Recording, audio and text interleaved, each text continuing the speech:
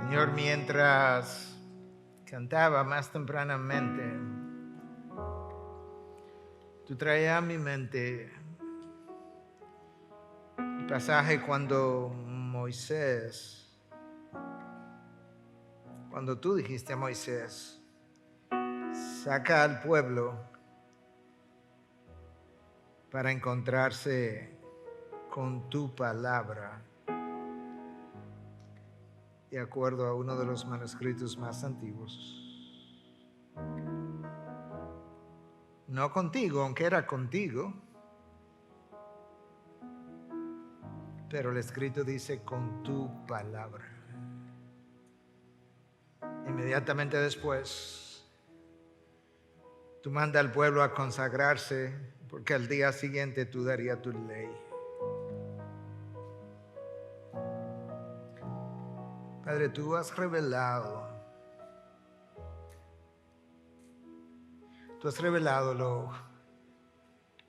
la necesidad que tiene tu pueblo de prepararse para encontrarse contigo, y nosotros estamos al punto de encontrarnos con tu palabra. Y nosotros la leemos muchas veces como si fuera otro libro, como si fuera otro devocional, y se nos olvida que ella te representa. Se nos olvida como que ella es igualmente santa como tú eres santo. Se nos olvida que cuando nos paramos a leer tu palabra, es poner tu palabra, es delante de ti que nos estamos parando. Oh Señor, como cantábamos, cuánta iniquidad hay en las vidas de tus hijos, que si tú las contaras, ¿quién pudiera permanecer de pie? Señor, nosotros hemos iniciado como iglesia un tiempo de ayuno y oración. Pero no es tanto como para que tú nos dé cosas, sino para buscar tu rostro, para que tú escudriñes nuestros corazones, para que tú escudriñes nuestras mentes, para que tú pases una película delante de nuestros ojos y nos dejes ver todas y cada una de las cosas con las cuales tú necesitas lidiar delante de Dios. Que nosotros podamos recordar que antes de pedir tenemos que lidiar con nuestro propio corazón, como nos recordaba el pastor Joel. Señor, perdona la liviandad de la vida de muchos de tus hijos. Perdona que la vida eterna ha perdido valor, la vida temporal ha cobrado vigor. Perdona, Dios, que las cosas de este mundo brillan y atraen mucho más muchas veces que las cosas del mundo venidero. Esa no es tu culpa, no es que tú le has restado brillo a lo que nos espera, es que yo he ido quedando ciego como el que tiene cataratas y ahora no ve bien. Antes de exponer tu palabra, yo te pido, Dios, que tú remueva las cataratas de nuestros ojos, los ojos del corazón, los ojos del entendimiento, y tú nos permita ver tu santidad, ver nuestra iniquidad, ver el triunfo de Cristo que nos llama a una mayor santificación. Y ayuda a tu siervo, Dios, porque Él mismo está en necesidad de que tú lo santifiques, que tú lo fortifiques, que tú lo levantes y lo sostenga en esta hora, porque para esto tú me llamaste en este momento. Su pueblo dice, amén, amén. Bendiciones. Amén, amén. Amén. Puedes abrir la primera epístola del apóstol Pedro, el capítulo 3. Vamos a estar leyendo prontamente, pero no todavía. necesito introducir el pasaje. Este pasaje le da continuación, obviamente, al mensaje del domingo anterior. Es un pasaje que presenta cierta dificultad de interpretación. Lo ha hecho con múltiples exégetas a lo largo de cientos de años. De manera que si este ha sido un pasaje que ha dado lugar a mucha discusión, nosotros necesitamos de la asistencia del Espíritu de Dios para que ilumine nuestro entendimiento en la medida en que nosotros trillamos sobre él. Yo le decía a uno de nuestros ancianos entre cultos que mientras predicaba en el mensaje anterior, yo me sentía que estaba caminando sobre huevos por la dificultad hermenéutica de algunos de estos textos. Manera de introducción, yo quiero recordarte cosas que hemos dicho en el pasado, y es que textos oscuros de la palabra de Dios necesitan ser vistos a la luz de textos más claros que hablan de lo mismo. También quiero recordarte que todo el Antiguo Testamento tiene que verse a la luz del Nuevo Testamento. Y en tercer lugar, que es mucho más fácil entender el Antiguo Testamento una vez tú entiendes el Nuevo Testamento, y la razón es que el Nuevo Testamento estaba escondido en el Antiguo Testamento, y esa es la razón por la que gente del pasado, anterior a Cristo, tuvo tanta dificultad en entender las cosas que habrían de venir. Y de la misma forma el Antiguo Testamento es revelado en el Nuevo Testamento, y eso es lo que hace más fácil entender el nuevo para regresar al antiguo y entonces poder ver lo que otros no pudieron ver de forma más clara. El título de mi mensaje en la mañana de hoy es: El triunfo de Cristo motiva mi santificación. De manera que sea lo que sea que yo vaya a decir en esta mañana, de alguna forma yo tengo que hablar del triunfo de Cristo, de alguna forma yo tengo que hablar de nuestra santificación, y de alguna manera yo tengo que unir, relacionar esas dos cosas.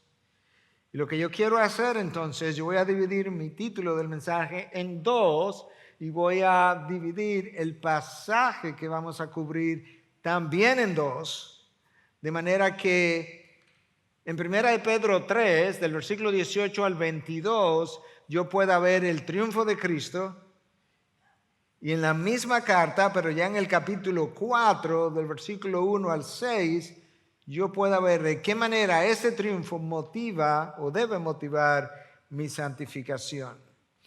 Y con eso yo quiero que podamos leer 1 de Pedro 3, capítulo, o mejor dicho, versículo 18 hasta el 22. Porque también Cristo murió por los pecados una sola vez, el justo por los injustos, para llevarnos a Dios, muerto en la carne, pero vivificado en el Espíritu. En el Espíritu también fue y predicó a los espíritus encarcelados, quienes en otro tiempo fueron desobedientes cuando la paciencia de Dios esperaba en los días de Noé durante la construcción del arca, en la cual unos pocos, es decir, 8 personas, fueron salvadas por medio del agua. Y correspondiendo a esto, el bautismo ahora los salva a ustedes, no quitando la suciedad de la carne, sino como una petición a Dios de una buena conciencia mediante la resurrección de Jesucristo, quien está a la diestra de Dios, habiendo subido al cielo después de que le habían sido sometidos ángeles, autoridades y potestades.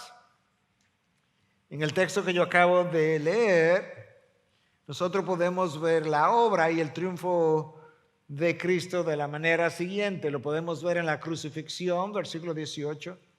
Lo podemos ver en la predicación de Cristo a unos espíritus encarcelados, versículo 19 y 20. Lo podemos ver en la resurrección de Cristo, versículo 21. Y lo podemos ver en la sesión, con 2 S, sesión de Cristo, cuando Cristo se sentó a la diestra del Padre.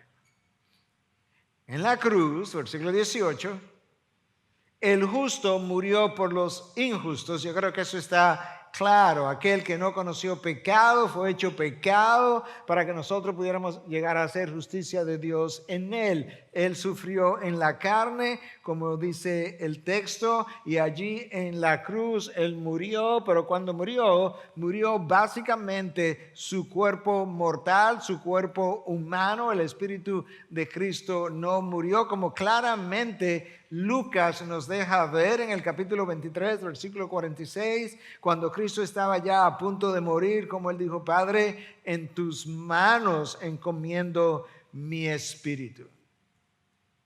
Esa muerte fue necesaria porque había una deuda moral desde que Adán y Eva pecaron contra Dios, y alguien tenía que pagar por dicha deuda, ya que el mundo entero, toda la creación, había quedado bajo condenación, y allí Cristo ofreció su sangre. De manera que allí en la cruz Él triunfó sobre el pecado, habiendo vivido y habiéndose ofrecido sin nunca haber pecado, y lo hizo por el pecado de nosotros. Ahí triunfó. De su predicación a espíritus encarcelados, los versículos 19 y 20 nos dicen que en algún tiempo posterior a la cruz de Cristo, porque en el espíritu que sobrevivió a la muerte de la cruz, en ese mismo espíritu, el texto dice que él fue y predicó a espíritus encarcelados. Ahora, la palabra ahí traducida como predicó no es la palabra evangelizo, que tiene que ver con evangelizar para salvación, sino que es la palabra griega keruzo, que tiene que ver con proclamar. De manera que en el espíritu que sobrevivió la muerte, el espíritu que le entregó al Padre, en ese mismo espíritu él fue y predicó, proclamó más bien, a espíritus encarcelados. La pregunta que tenemos que hacernos entonces, para comenzar, ¿qué fue lo que predicó? Porque no fue a predicar salvación. No, él predicó su victoria, la victoria sobre el pecado y la victoria que pronto quedaría sellada en la resurrección, y lo hizo a unos espíritus encarcelados. Escúchalo otra vez, versículo 20, quienes en otro tiempo, estos espíritus fueron quienes en otro tiempo fueron desobedientes cuando la paciencia de Dios esperaba en los días de Noé, durante la construcción del arca, en la cual unos pocos, es decir, 8 personas, fueron salvadas por medio del agua. El texto hace referencia a unos espíritus, tenemos que amplificar eso, que en los tiempos de Noé, mientras Dios tenía paciencia por 120 años, Noé construyendo el arca, mientras Dios tenía paciencia contra toda aquella generación, estos espíritus pecaron grandemente y fueron encarcelados. Y los académicos han debatido por años el significado de este texto. Pero si te vas al Antiguo Testamento, recuerda que hemos dicho que en el Antiguo Testamento tiene que verse a la luz del Nuevo Testamento. Nos vamos a ir al Antiguo Testamento, y en Génesis 6:2 nosotros leemos que hubo un momento justo antes del diluvio, justo antes de Noé y el arca. Se nos dice que los hijos de Dios se unieron a las hijas de los hombres, se unieron en sentido íntimo. Se unieron a las hijas de los hombres, y que ellos procrearon y dieron lugar a una raza que en el libro de Génesis se describe como una raza de gigantes. De esos espíritus nos habla Pedro en su primera carta, Pedro en su segunda carta y Judas en su carta. De manera que eso es lo que estamos haciendo. Estamos tomando el Antiguo Testamento y lo estamos poniendo a la luz del Nuevo Testamento. Pero resulta que cuando Judas escribe de estos espíritus encarcelados que pecaron en la época de Noé, él por alguna razón cita el libro de Enoc. El libro de Enoc no es necesariamente un libro apócrifo, pero fue un libro que los judíos aceptaron como un libro que podía darles cierto entendimiento de ciertas cosas, y que la comunidad cristiana aceptó por varios cientos de años al inicio. Enoc es el séptimo desde Adán, la séptima generación. Enoc fue el hombre que caminó con Dios, dice el libro del Génesis, y en un momento dado Dios se lo llevó justamente por la relación que Enoc guardó con Dios. Y de acuerdo a ese libro de Enoc, de forma clara, lo que ocurrió fue que ángeles creados en un momento dado para ser guardados en santidad, abandonaron su dignidad y fueron y se juntaron a hijas de los hombres hermosas, y ellos dieron origen a estos gigantes. Esa fue la tradición que el pueblo judío aceptó por cientos de años, y por lo menos hasta el segundo siglo de nuestra era. Es la tradición que el pueblo cristiano aceptó por lo menos hasta el siglo V de nuestra era, y es la explicación que la mayoría de los académicos sostienen hoy en día. Cuando tú lees lo que Pedro dice en esta primera carta, lo que Pedro dice en la segunda carta y lo que Judas dice en su carta. De manera que Jesús fue entre su crucifixión y su resurrección en el Espíritu, y le predicó, o más bien le proclamó a estos espíritus encarcelados que habían pecado en esa época. Le proclamó su victoria, porque ellos no eran ni omnipresentes ni omniscientes para saber que él había triunfado sobre el pecado, triunfaría el domingo sobre la muerte, y ellos necesitaban reconocer, escuchar como parte de su condenación que su juicio había quedado sellado porque el Hijo de Dios había triunfado. Estos ángeles no se sometieron a la autoridad de Dios, no se sometieron a la autoridad de Cristo, el capitán del ejército celestial. De manera que en el versículo 18 se nos habla de la obra y el triunfo de Cristo en la cruz. En los versículos 19 y 20 se nos habla de la proclamación de ese triunfo a espíritus encarcelados. En el versículo ahora 21 se nos habla de el triunfo de Cristo en su resurrección. Lo que Pedro hace es que en el versículo anterior al 21 nos habla de la salvación que Dios trajo a 8 personas por medio del arca en medio de las aguas, y entonces compara nuestro bautismo, literalmente lo compara con las aguas del diluvio.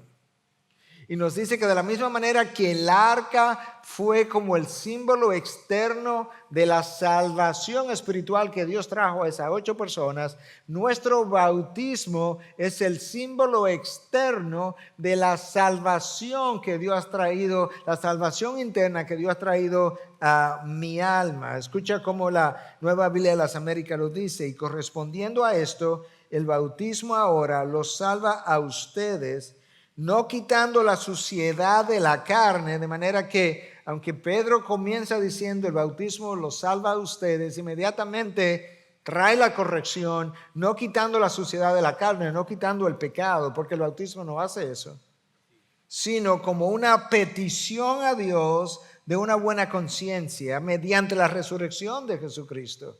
El bautismo es como el testigo, el testimonio de una buena conciencia que ha ido a las aguas del bautismo a testificar que ha creído, que ha aceptado, que ha recibido a Cristo como Señor y Salvador. Y entonces la persona que hace esta confesión está testificando por medio del bautismo acerca de su salvación, como el arca testificaba acerca de la salvación de aquellas 8 personas que estaban dentro de ella. Pero en realidad la salvación viene, ahí está al final del versículo 21, mediante la resurrección de Jesucristo. El apóstol Pablo claramente dice en 1 Corintios 15 que si Cristo no hubiese resucitado, tú y yo todavía estaríamos en nuestros pecados. De manera que, aunque la cruz de Cristo fue necesaria para el perdón de pecado, la salvación requería todavía la resurrección, y mediante esa resurrección Cristo nos trajo salvación. El triunfo de Cristo en la cruz, versículo 18. La proclamación del triunfo de Cristo, versículos 19 y 20, a espíritus encarcelados.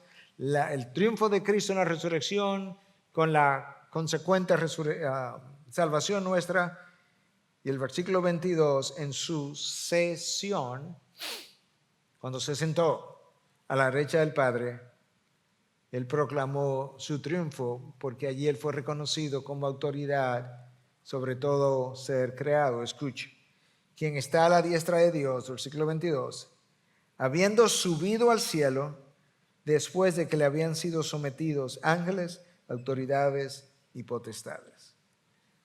Cuando Cristo se sienta a la diestra del Padre, en ese momento él ocupó una posición de honor, Hechos 5:31.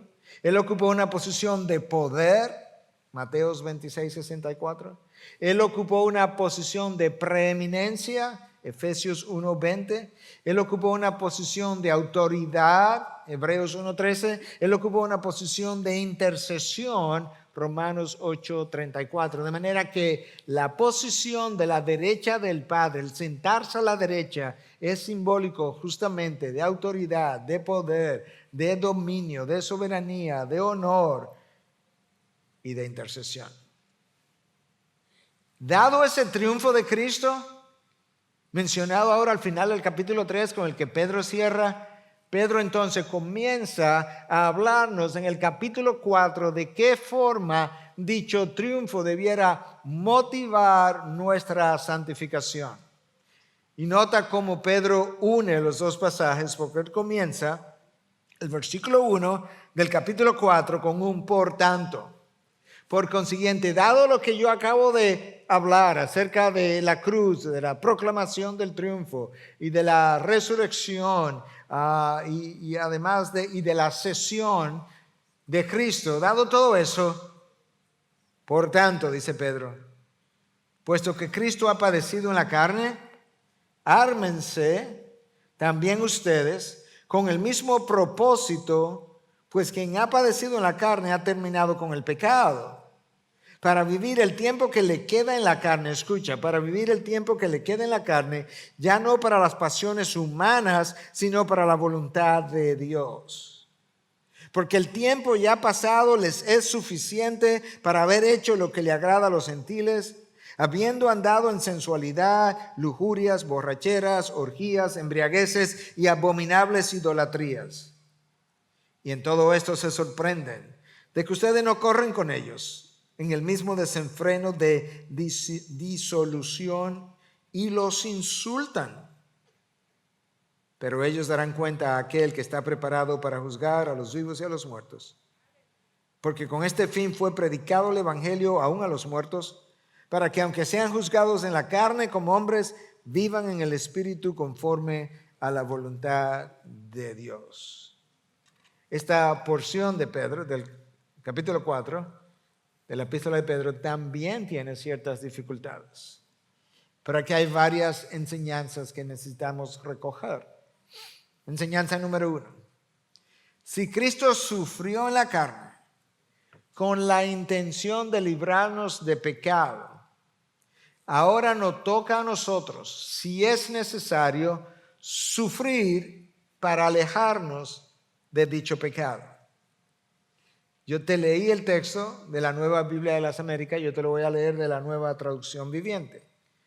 Por lo tanto, ya que Cristo sufrió dolor en su cuerpo, ustedes prepárense, adoptando la misma actitud que tuvo Él, y estén listos para sufrir también, pues si han sufrido físicamente por Cristo, han terminado con el pecado. La palabra traducida por la Nueva Biblia de las Américas como ármense es una metáfora militar para referirse a alguien que se viste de una manera particular para la guerra. De manera que Pedro nos está diciendo, vístanse de una manera en particular para una guerra, para una lucha, porque Cristo luchó en la carne y luchó en la carne para darnos libertad de pecado. Entonces nosotros debiéramos armarnos con el mismo propósito, dice el texto, que es otra forma de decir, nosotros debiéramos armarnos con la misma actitud, debiéramos tener el mismo valor o coraje, la misma intencionalidad de estar listo para sufrir, para rechazar el pecado si fuese necesario. Quizás esta cita de James Guthrie uno de los mártires y puritanos del siglo de los años de 1600, quizás nos ayude a entender lo que Pedro está tratando de decirnos. Justo antes de morir, él escribía lo siguiente: queridos amigos, ofrece esta copa de sufrimiento como yo lo he hecho, en vez de pecar. Porque el pecado y el sufrimiento me han sido ofrecidos como alternativas. Tú puedes sufrir y morir como mártir, o tú puedes rechazar a tu Cristo y pecar. Porque el pecado y el sufrimiento me han sido ofrecidos como alternativas y yo he elegido el sufrimiento. En esencia es lo que Pedro nos está diciendo. El versículo 1 del capítulo 4 termina diciendo que aquel que ha sufrido en la carne ha terminado con el pecado. Pedro no nos está diciendo que nosotros no vamos a volver a pecar. No, esa no es la idea. Lo que Pedro sí está diciendo es que si Cristo sufrió en la carne para librarme de pecado, yo debo tener la misma actitud para poder librarme del pecado que Él pagó. Entonces se supone que yo debo hacer cada esfuerzo para terminar con el pecado. Debiera haber una rotura con el pecado, como cuando tú tienes un pacto de paz, un tratado de paz con otra nación, y tú rompes el pacto de paz con esa nación, de manera que de ahí en adelante tú no vas a continuar caminando con dicha nación en paz ya. Pues hubo un momento en el que tú y yo teníamos como un pacto de paz con el pecado. Nosotros vivíamos en pecado, disfrutábamos el pecado, practicábamos el pecado, buscábamos pecar, pagábamos para pecar, gastábamos para pecar. Teníamos un pacto de paz, estábamos felices y contentos con el pecado. Y Pedro nos está diciendo, ahora que Cristo ha hecho eso, tú necesitas terminar con el pecado, romper ese pacto de paz, de manera que ahora tú entres como en guerra con el pecado que tú estabas en paz. Si Cristo estuvo dispuesto a hacer lo que hizo para librarnos a nosotros y nosotros somos los beneficiados, pues es como incongruente o irracional que Cristo se haya sacrificado de esa manera y que nosotros no hagamos nuestros mejores esfuerzos para alejarnos de aquello por lo cual Cristo murió. Si Cristo llegó hasta el fin dando su vida para librarme del pecado, es incongruente e irracional que yo no haga mi mejor esfuerzo para alejarme de aquello por lo cual Cristo dio su sangre. William MacDonald en su comentario sobre este texto dice: cuando un hombre sufre porque él rehúsa pecar, ya él no está controlado por la voluntad de la carne. Y si no estamos controlados por la voluntad de la carne, ¿qué es lo que nos controla? Versículo 2 y segunda enseñanza. La enseñanza es que después de venir a Cristo, la voluntad de Dios debe ser el timón de la vida del cristiano hasta que entre en gloria. Después de venir a Cristo, lo único que debe dirigir tu vida es la voluntad de Dios, ninguna otra cosa, ningún razonamiento humano, ninguna idea humana, ninguna lógica humana, solamente la voluntad de Dios. Escucha cómo Pedro lo dice en el versículo 2 del capítulo 4. Para vivir el tiempo que le queda en la carne, no ya para las pasiones humanas, sino para la voluntad de Dios. Independientemente de si te quedan 6 días, 6 semanas, 6 meses, 6 años o 6 décadas de vida, Pedro dice, en el momento en que tú le entregaste tu vida a Cristo, hay una sola cosa que debe dominar tu vida, consumir tu vida, dirigir tu vida, sostener tu vida, empujar tu vida, y es la voluntad de Dios. Nosotros afirmamos con los labios que la voluntad de Dios es buena y agradable, pero vivimos como si fuera mala y desagradable, imperfecta y desagradable. Y eso lo decimos no con palabras, lo decimos en acciones. Y lo decimos cuando en vez de someternos, nos rebelamos. Lo decimos cuando en vez de darle gracia a Dios, cuestionamos su obrar. Lo decimos cuando en vez de hacer su voluntad, hacemos la nuestra. El ser humano ha mostrado desde la época de Adán y Eva que es tan obstinado en hacer su voluntad que cuando Dios comienza a oponerse a nuestra voluntad, nosotros tratamos por todos los medios de ver de qué forma Dios nos puede dejar hacer nuestra voluntad.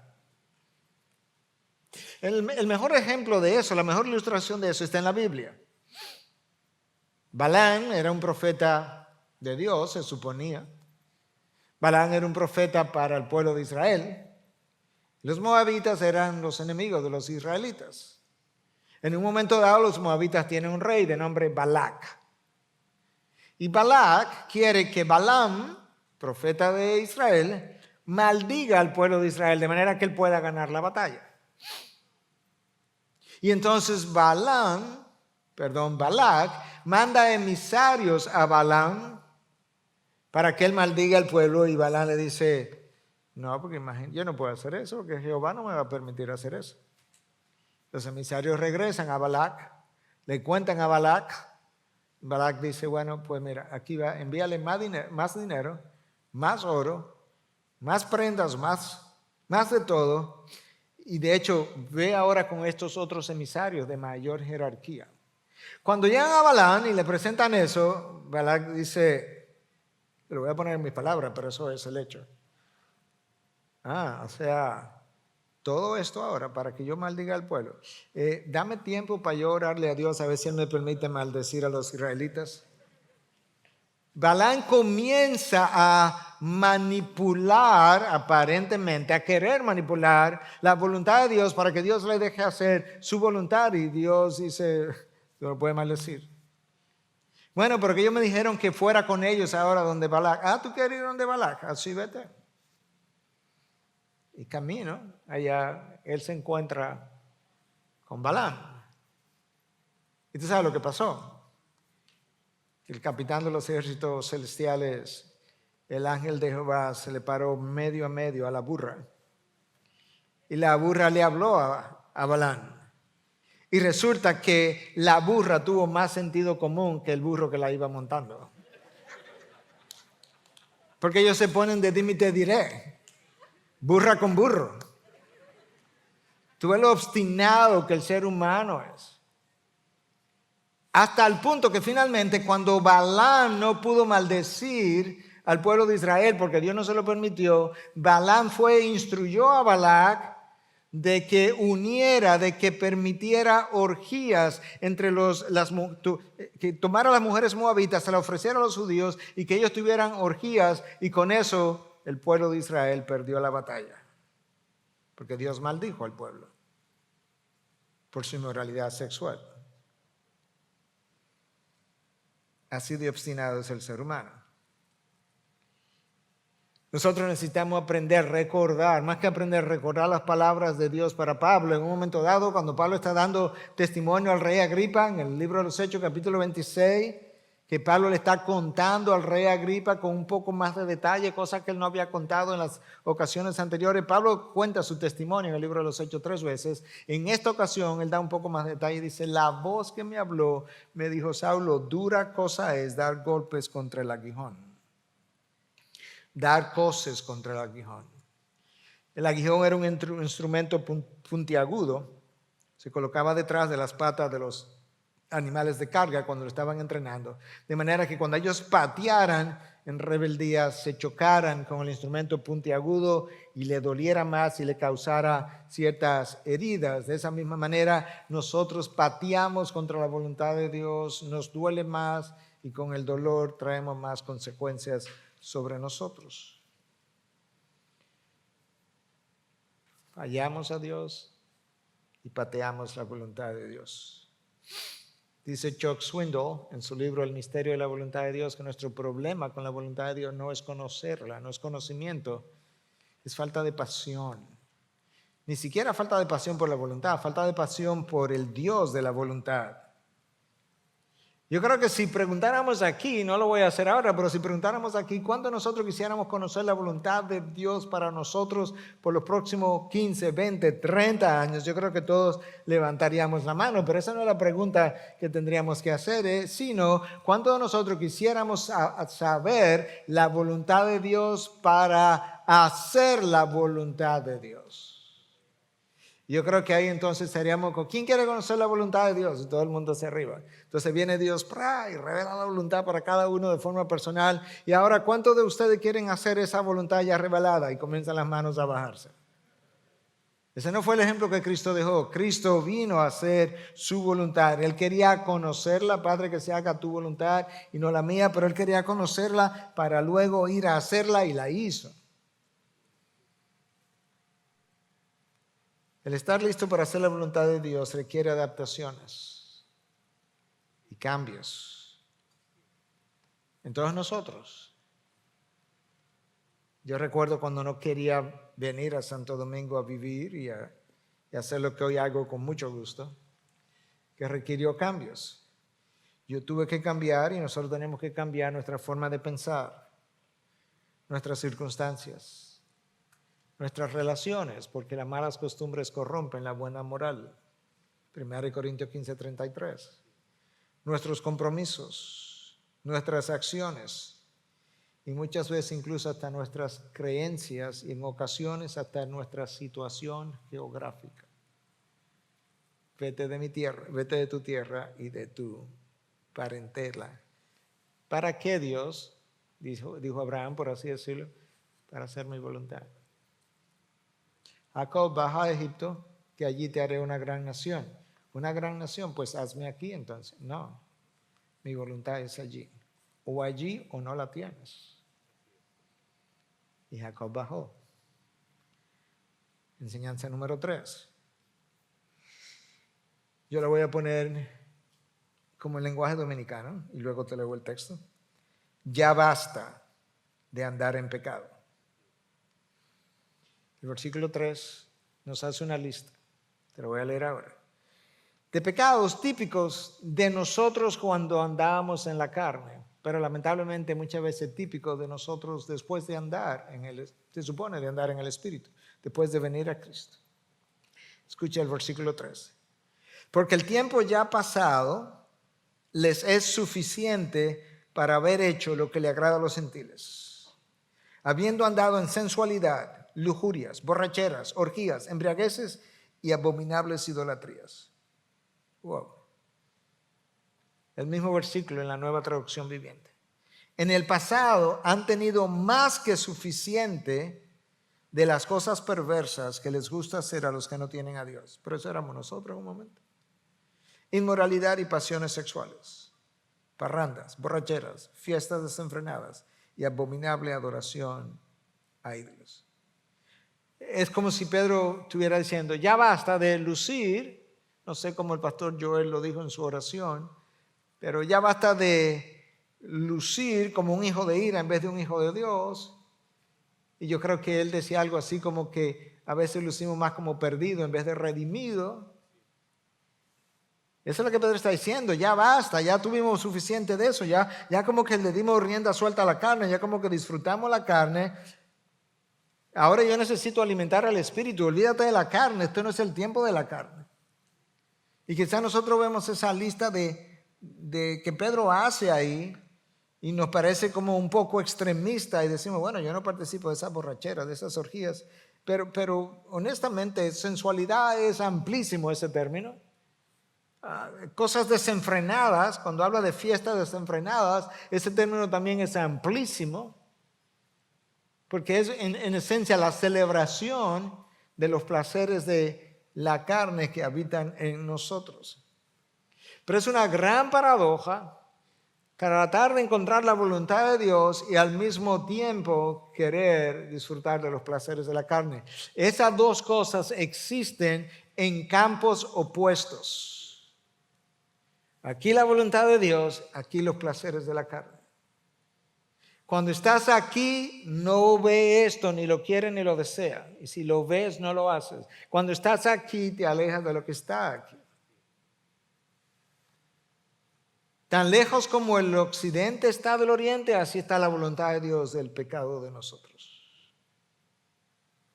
De hecho, cuando estamos en pecado, la única porción de la voluntad de Dios que nosotros pudiéramos ver es la necesidad de arrepentirnos para volvernos a Él. Ahora, cuando Pedro escribe a estos hermanos, yo estoy convencido porque he leído su segunda carta, la prediqué aquí por semanas. Ahora estamos en la primera carta y tenemos 13 mensajes en la primera carta y no terminamos. De manera que en la medida que tú te adentras en el estudio de la carta, tú vas como sintiendo el corazón del autor. Yo estoy convencido, Pedro no está escribiendo estas cosas como un apóstol que está a punto de traer juicio sobre los hermanos. No, le está escribiendo como un pastor que le duele las consecuencias de sus ovejas que están ahora distanciadas porque están esparcidas, están en la diáspora. Y saben que en la lejanía del cuerpo de Cristo está el peligro. Y que habiendo abrazado la cruz se han comenzado a alejar de la fe. Escucha lo que él dice en su segunda carta, que es como una continuación de lo que él está diciendo en la primera, en la segunda carta, capítulo 2, versículos 21 y 22. Pues hubiese sido mejor para ellos no haber conocido el camino de la justicia, que habiéndolo conocido apartarse del santo mandamiento que les fue dado. Les ha sucedido a ellos según el proverbio verdadero: el perro vuelve a su propio vómito y la puerca lavada vuelve a revolcarse en el cielo. Pero está diciendo, y yo creo que con corazón dolido, hubiese sido mejor que no hubiesen abrazado la cruz, que abrazar la cruz y luego volverse a sus pasiones carnales. Y para ilustrarlo de una forma que pudiera parecer casi hasta grotesco, habla de cómo el perro, después que vomita, vuelve a lamer su vómito. Es como yak. Enseñanza número 4. Cuando tú sales de ese camino de pecado en el que tú habías estado y emprendes un nuevo caminar de piedad, resulta que el mundo o las personas que te conocían en el mundo de pecado y que ahora te ven en el otro camino, a ellos les resulta chocante. Les resulta chocante y hasta te condenan. Escúchalo como lo dice el versículo 4. Y en todo esto se sorprenden de que ustedes no corren con ellos en el mismo desenfreno de disolución y los insultan. Nuestro rechazo a no querer seguir por el mismo camino hacen que algunos quieran insultarnos. Unos nos acusan y dicen, pues se pusieron locos. Pero eso es que la gente no puede comprometer tanto con la iglesia porque mira, él perdió la cabeza. Personas de aquí en consejería nos han dicho eso. Otros le dicen, no, que ahora es un fanático, porque ahora todo es que la Biblia, todo es que la Biblia, como si todo fuera la Biblia. De hecho, a mí mismo en una ocasión, hace años, que alguien me dijo, no, pastor, pero no todo es la Biblia, ¿no? Para otros somos unos aburridos, no aguafiestas. Y para otros vivimos en el siglo pasado. Y yo decía, bueno, no, el siglo pasado fue el otro día. La mayoría de los que están aquí estuvieron vivos en el siglo pasado, no en el antepasado que estamos, para muchos. Y nos insultan. Bueno, no nos debe extrañar, porque cuando Cristo vino, Él representaba la luz y los hombres amaron más las tinieblas que la luz. Nosotros estábamos en tinieblas y de hecho éramos tinieblas, le dice Pablo a los Efesios, creo. Y por tanto, ahora que somos luz, pues no nos debe extrañar que las tinieblas no nos amen. No nos debe extrañar que nos condenen por andar en santidad de parte de aquellos que andan en iniquidad. El texto de hoy nos recuerda que nosotros ahora somos luz y no se justifica. Podemos entender mejor que las tinieblas rechacen la luz. Lo que es ilógico, incongruente, es que la luz ame las tinieblas. Enseñanza número 5. El mundo que nos juzga por vivir en santidad, llegará el día cuando Dios lo juzgará por vivir en iniquidad. El mundo hoy nos juzga por vivir en santidad, pero llegará el día en que Dios les juzgará a ellos por vivir en iniquidad. Versículo 5 del capítulo 4 de 1 de Pedro. Pero ellos darán cuenta a aquel, con A mayúscula, que está preparado para juzgar a los vivos y a los muertos. La mayoría de los hombres le tienen miedo a los hombres. Hombres, seres humanos me refiero. Le tienen miedo a los hombres y por tanto tienden a conformarse a las ideas de los hombres, lo que los jóvenes llaman peer pressure en inglés, la presión de grupo. Todo el mundo lo hace, todo el mundo quiere entonces como conformarse a ello. ¿Por qué? Porque nadie quiere sentirse como que no pertenece al grupo. Nadie quiere sentirse como fuera de moda. Y lamentablemente no solamente individuos se adaptan a formas de pensamiento de individuos, sino que hoy en día naciones temen el juicio de Naciones Unidas y se conforman a sus injerencias. Pero no podemos olvidar que hay un día de rendición de cuentas para el individuo, para naciones enteras y para Naciones Unidas. Por ahora, Dios parece todo benevolente. Dios parece solamente misericordioso. Dios parece olvidadizo de lo injusto. Dios parece permisivo del pecado. Pero llegará el día cuando los libros serán abiertos y donde los hombres, las naciones y las instituciones que forzaron a los hombres y a naciones a ir en una dirección serán juzgados y su juicio será grande. La maldad del hombre ha ido aumentando de tal manera que el hombre ya no se conforma con pecar de manera individual, sino que él quiere que las naciones le reconozcan el derecho legal para pecar. Y tú tienes ahí toda la ideología de género y todo lo que se ha hecho con el aborto y el derecho a la vida, o el no derecho a la vida. No, yo no solamente me conformo con que yo peque, yo quiero que me reconozcan el derecho y me celebren el derecho de yo pecar a nivel nacional. Entonces el pecado se vuelve nacional. Pero ahora resulta que las naciones no se conforman con pecar de manera nacional e individual, sino que las naciones poderosas quieren forzar a otras naciones a pecar con ellas. Y ahora tampoco nos conformamos con que esta nación del norte quiera forzar a esta nación del sur a pecar con ella, sino que tenemos a Naciones Unidas para presionar de forma colectiva a naciones individuales. Cualquier parecido con la situación actual no es coincidencia.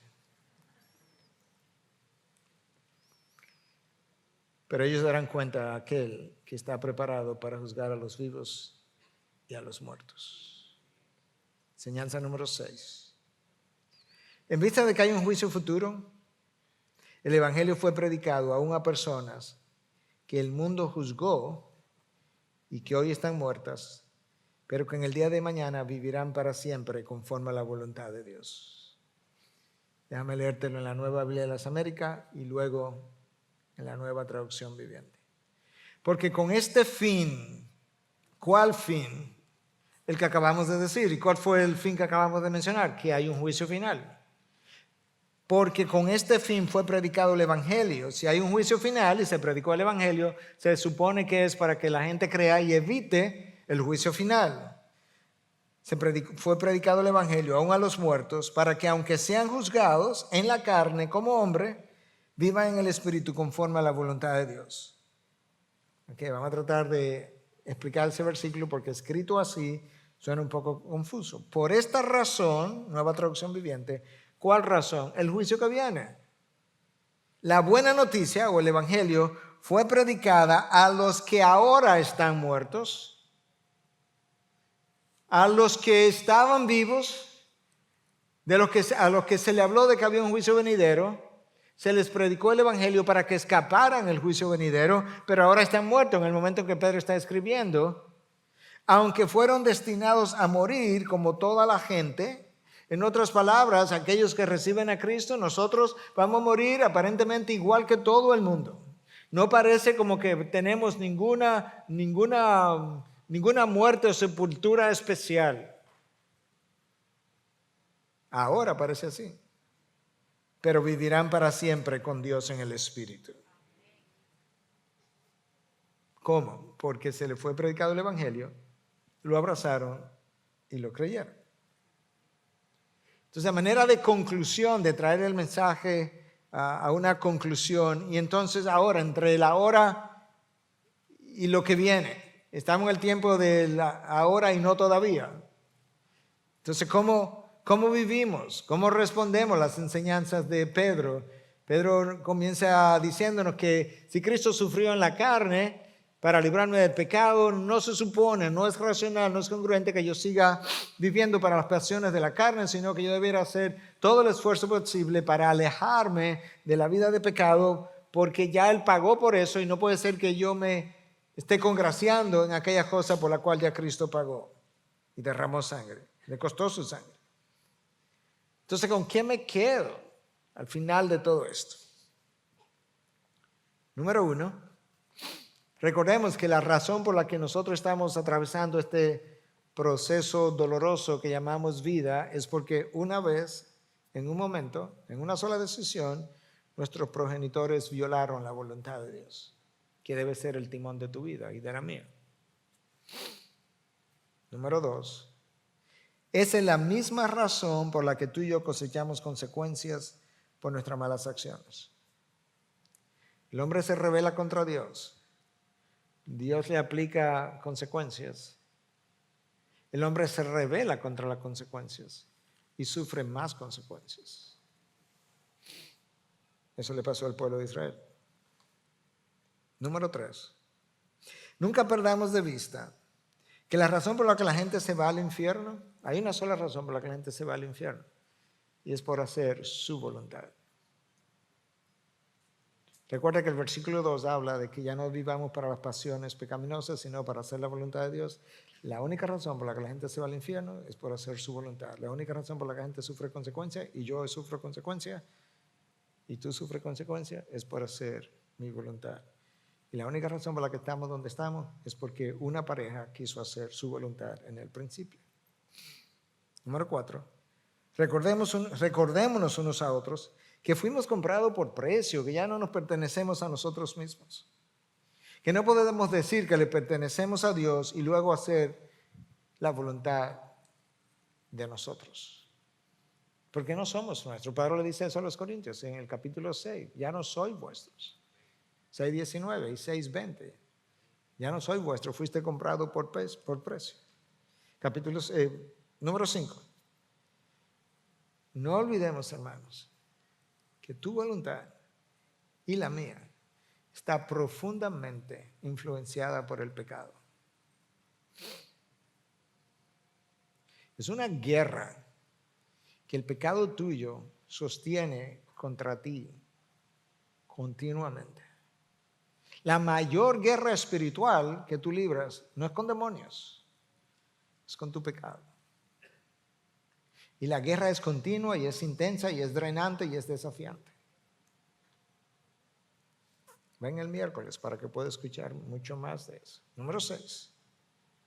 Dios puso su espíritu en nosotros para que ya no vivamos en el poder de la carne, sino en el poder de su espíritu. Nosotros hemos sido poseídos en el buen sentido por el espíritu. Él es mi dueño.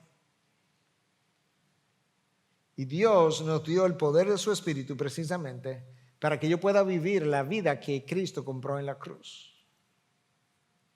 Y número 7, el solo hecho de que Dios nos creó para su gloria, para la alabanza de su gloria, debiera mover al pueblo de Dios para la obediencia y la santificación. El solo hecho, podemos olvidarnos de todo lo demás, el solo hecho de que Dios nos creó para alabanza de su gloria, debiera movernos a nosotros a la obediencia y a la santificación. Padre, gracias. Gracias porque una palabra inspirada hace 2000 años, relevante para todo un pueblo, 20 siglos atrás, sigue siendo relevante en el día de hoy. Gracias que por medio de tu Espíritu tú has podido hacer clara la enseñanza de un texto que no lucía tan claro. Señor, como orábamos antes, una vez más, quizás esta vez simbólicamente o físicamente, como entiendas, una vez más ponemos la mano sobre nuestro corazón y te decimos, Señor, lidia con mi corazón y con mi mente. Mi problema soy yo. De la misma manera que Cristo se ofreció en la cruz, ayúdame a mí a ofrecerme todos los días en tu altar como sacrificio vivo y santo. Ese es mi culto racional. Esa es mi adoración lógica